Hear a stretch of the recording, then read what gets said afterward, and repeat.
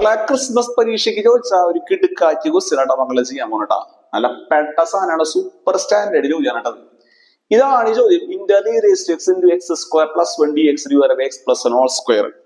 ഇതങ്ങനെ ചെയ്യാൻ വെച്ചാൽ നമ്മുടെ കയ്യിൽ ഒരു ഫോർമുല ഉണ്ട് മക്കളെ. ഇതാണ് നമ്മുടെ ഫോർമുല. f(x) എന്ന് പറഞ്ഞു കഴിഞ്ഞാൽ നമ്മുടെ കയ്യിൽ ഒരു ഫോർമുല ഉണ്ട്. e(x)(f(x)+c) എന്ന് പറഞ്ഞൊരു ഫോർമുല നമ്മുടെ കയ്യിലുണ്ട്. ഈ ഫോർമുല യൂസ് ചെയ്തിട്ടാണ് നമ്മൾ സാധനം ചെയ്യുക. അപ്പൊ നമ്മളിവിടെ എന്താ ചെയ്യാന്ന് വെച്ചാൽ ഈ സംഭവത്തിന് നമ്മൾ ചെറിയൊരു മാറ്റം വരുത്തും. ഇതേ രൂപത്തിലാക്കാൻ വേണ്ടിയിട്ട് e(x) ഒരു x² എടുക്കുന്നുണ്ട്. ഞാൻ അവിടെ ഒരു -1ഉം ഒരു +1 അങ്ങോട്ട് ആഡ് ചെയ്ത്, ഇനി പണ്ടുണ്ടായിരുന്ന ഒരു +1 അവിടെ എടുപ്പുണ്ട് കേട്ടോ, അത് അവിടെ കിടന്നോട്ടെ.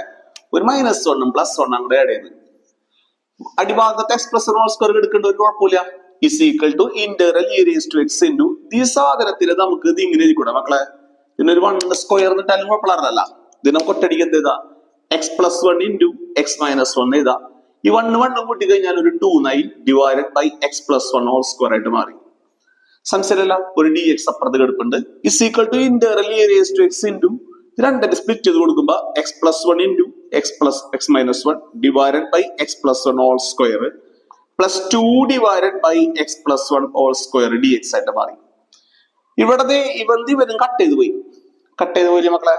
ഇനി നോക്കിക്കോട്ടാ, ഇങ്ങനെയായിട്ട് മാറി. e(x) x-1 divided by x+1 ആയി പ്ലസ് 2 ഡിവൈഡഡ് ബൈ x+1² ആയിട്ട് മാറി dx. മക്കളെ ഇത് വളരെ സിമ്പിൾ പരിപാടിയാണ്. ഇതാണ് നമ്മുടെ ഫംഗ്ഷൻ. ഇതതിന്റെ ഡിഫറൻസിയേഷൻ ആണ്. നമുക്ക് ചെക്ക് ചെയ്ത് നോക്കണം ഏത് ഡിഫറൻസിയേഷൻ ആണെന്ന് അറിയാൻ വേണ്ടിയിട്ട്. നമുക്ക് നമ്മുടെ f(x) ആണ് എടുക്കട്ടെ. അതിന് f(x) ആണ് എടുത്തു വിചാരിക്കാൻ. f(x) ആരാണ്? x-1 ഡിവൈഡ് ബൈ x+1 ആണ് വിചാരിക്കാൻ. അതിന്റെ f(x) കണ്ടുപിടിക്കാൻ നമ്മൾ എന്തുകൊണ്ട് അപ്ലൈ ചെയ്യാൻ നമ്മൾ ചെയിൻ റൂൾ അല്ലേ, സോറി കോഷ്യന്റ് റൂൾ അല്ലേ. അപ്പൊ അടിഭാഗത്തിന്റെ സ്ക്വയർ ഇട്ട് അടിഭാഗത്തേനെ മുകളിലേക്ക് ഇട്ടു. മുകൾ ഭാഗത്തിന്റെ ഡിഫറൻസിയേഷൻ എന്ന് പറയുമ്പോൾ 1 വരും.